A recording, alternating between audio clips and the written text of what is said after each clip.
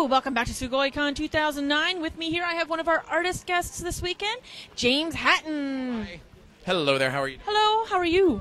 Doing good, I'm having a really good time. Fabulous. You look like you are. You're very perky, so either you're high on coffee or you're high on life. That would be high on coffee. Awesome. Yeah, you got a big cup of it over there. Yeah, that was after last night's, Adventures. yeah, high on alcohol, and now we're high on life and Starbucks.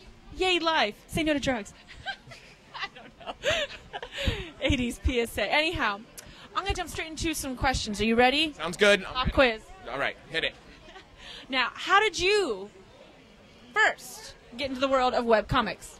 Well, it's kind of a long and arduous story. It started because there was webcomics going about, and a friend of mine was an artist, a traditional artist, who wanted to do something short form, and I'm a writer by nature. So I decided I would write, he would draw, and that first one was called Nowhere Fast. It didn't last very long, and we started another one called Silver Rage, which was all about guys working in a comic book store. But he went to art school, and his side of it fell off.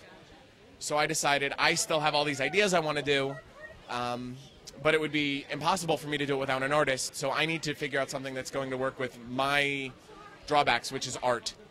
So that's why I got into In His Likeness, which, if you don't know, it's all talking dots. Circles, talking. The black dot God, the red dot with horns is the devil. But it's very easy for someone with minimal art skill to be able to do what I do, and it's a writer's comic by nature. So from there, I've kind of ran with the ball. I've been doing it 5-6 years, and I'm not planning on stopping. Rock on. Now, well, you know, hey, art is as art does, right? So it's all in the eye of the artist, perhaps? Say again? Like art is in the eye of the artist? That's one of the weird things about it is that after, you know, I've done, I think I'm upwards of 600 plus strips at this point. Yeah, I'm about to hit 700. And what's great is when you meet people who are like, I understand the character, these guys, they have personality and I can see their faces, which is funny because they're just the same character 600 times, you know? So even though it's a black dot, he does have a personality, he does have an attitude, and all of them do. You know, Meth, Baff, and Lucy, who are the devil's little minions. It doesn't matter that, yeah, they're circles with horns and letters on them. They look cute and young, even though they're just so simple.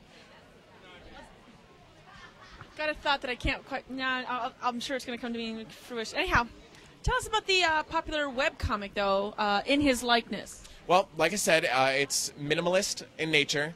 It's talking dots. It plays it with mythology and pop culture. Given that it's God and the devil, people would assume there's a lot of religious overtones, but it's not. It really is supposed to be that idea that, not to get too religious, because I'm not a very religious person, since we were created in His likeness, these are just normal people. They're just, it just so happens they're omnipotent, you know, and they're omnipresent. So they have an understanding of everything about the universe, but they're still sitting there talking about next week's episode of Lost, or the Halloween party they're going to, or, you know, the death of some celebrity, or whatever strikes my fancy that week. Devils are just regular people, too. Exactly. And so I've gotten to play with old gods like Greek gods, Poseidon, and Egyptian gods like Ra, but I've also gotten to create my own gods, like God of the Internet, who is married to a JPEG of Rita Hayworth. You know, awesome. Which is, was a little shout out to the Shawshank Redemption, because pop culture invades every aspect of what I do. Okay, well, it's not a bad idea. At least it makes it more relatable for modern audiences, I guess. Yeah, my general thought process is I wouldn't expect one person to get 100% of the strips, because I really kind of get into some archaic pop culture. I have a love of old video games, and I'm talking early 1980s, like Atari and stuff. Even more so, like text adventures, like Zork and Infocom and things like that. So there's been strips about that people, you know, young kids aren't going to have any idea what's going on there. So my thought process is, if one person understands 80% of what I'm talking about, then I'm fine. But I generally assume nobody understands everything of what I talk about. Well, can any author reasonably expect that, though? I would hope not, because it's that idea that you're not really writing for the audience, you're writing for yourself. Exactly. And hopefully the people who get that 1% of the really obscure stuff are laughing their ass off about it. I'm sure they are. I'm sure they are. Yeah, that's the hope. There you go. Now, what makes your title so popular with the fans, though, would you say? I think it's that idea that people look at it, and it's one of those ideas where you go, dots, I wish I would have thought of that. It's so simple, but it makes so much sense. Exactly. It's one of those ideas that people look at it and they think, I could have done this, but you're doing it now.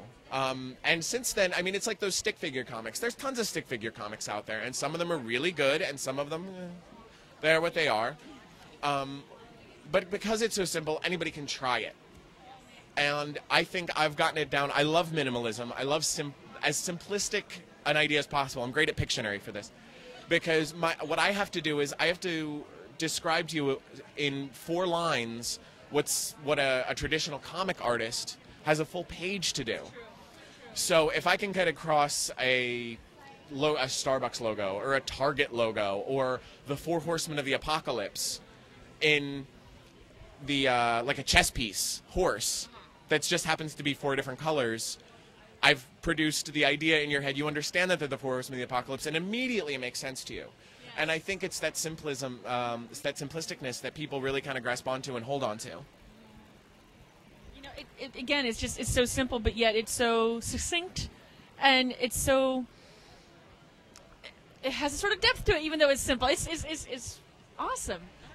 One of my favorite stories is there's a gentleman who does conventions by the name of Nigel, and he dresses up like a pirate. But he's a very, very... It's not Dan Hess? No, it is not Dan Hess. And one of the first shows I saw after I introduced him to my comic, he calls me over to him, and he goes, You're brilliant. And I'm like, I don't understand. And he goes, do you understand that you've defined the Socratic method and Socratic belief in mythology? And I'm like, what? And he goes, well, there's God, and God is a dot, and then there's the devil, but the devil's more than the dot, which means he's more complex than God originally, but he is in fact still from the original form of the circle.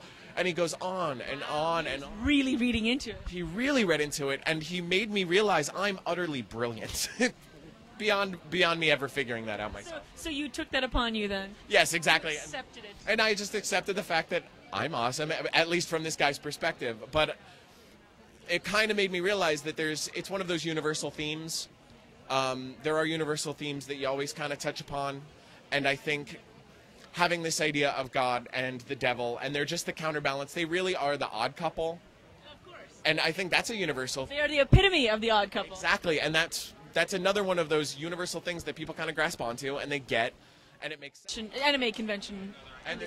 And there's so many people that come up to me who have either bought my books or taken my flyer or whatnot and gone to look at the site, and they come up and they remember me, and that's really important. I'm one of how many webcomic people out there? There's a lot of us at this point. You got a face to put with the images. Exactly, and they just want to come over and say hi. Like, I'm not such a shill as to be like, well, now you have to buy something. I'll sit and talk with somebody about any of my interests other than webcomics, horror movies and video games and all that kind of fun stuff.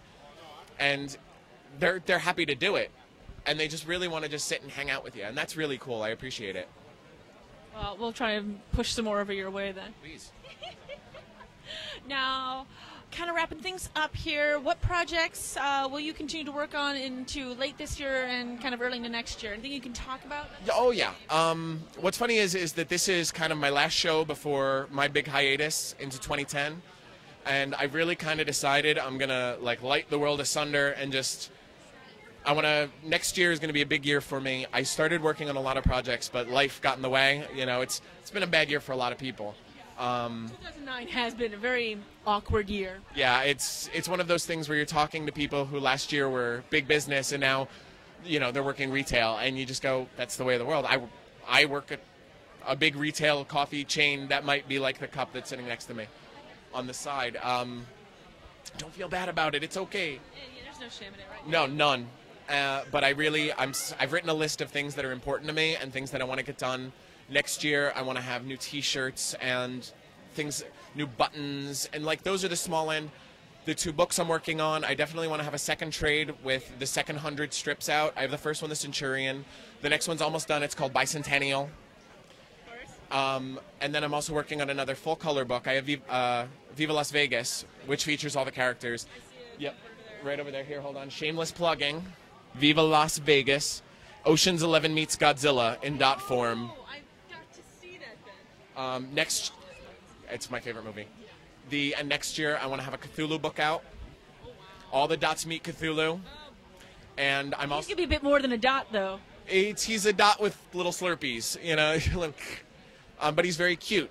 But the premise is, since the comic is very self-aware, it's all of the characters fearing because he's going public domain. So he has the ability to invade, and that's what the premise of the story is. And also, I have this great idea. It's a very big idea. I don't know how much is going to get done next year, but it's on the burner. I would like to do just a book of straight mythology. All dot form? All in dot form. Like all my takes on classic mythology. You know what? That might make it easier for high school and college students to follow it then. The first one that I started just doing scripting on, that's why it's kind of is when Zeus and Hera have their meet. It's called When Zeus Met Sally. Yeah. And I want to and there will be a couple Harry Met Sally jokes in there, but really, but it's going to be primarily about, like, again, odd couple. I love duality, as I'm sure it's obvious. So it's going to be most definitely about, you know, that male-female relationship, and once again humanizing these god characters. But it gives me the ability to play with just broad scope mythology. There's so much more than just what I do. I would love to play with Celtic. I would love to play with Norse. Actually, and here's a little teaser, Strip 700 is going to have a big dealing with Norse mythology. Okay. Because I'm coming up on Armageddon. How are you going to do a one-eyed dot, though, for Odin? Odin is a hard one, but I have a couple of the characters already sketched out, and I'm working on dot forming them. But that's what I do when I'm bored. I sit there and I take classic characters and I turn them into dots. Like, I'll even do X-Men because I'm bored. And the great part about that is that because they're dots, it's not like you have to draw, redraw, and, like, erase too much. You can really put things out in rapid fire. Yeah, but there's things like the Four Horsemen were an idea I had, like, very early on, but I couldn't get the horse right. So you want to make it perfect. Again, like I said, that simplism is trying to convey a very complex idea in as few lines as possible. So is Odin a god with an eye patch and a bird on his shoulder? Does he have the lightning bolt? Because you want it to be different than if I was to ever do Zeus. Yes. So you have to make it its own thing, but very recognizable and uniform. You see that, you know, it is Odin. It is. Yeah, as long as you understand the general premise, you know, seeing the god dot, then everything kind of builds from there, as we've discussed. Well, I think we've kind of exhausted our topics. I mean, we've got some good information here for you, though. Any last shameless plugs for websites? Itislikeness.com. And if you happen to do your anime runs it's mostly East Coast right now. We're trying to build out. I also host burlesque shows. Cosplayburlesque.com. Be sure to check that one out. Thanks very much. Hear that one, Peter. Thank you for having us. Thank you. We'll see you around. Yep, we'll see you next time.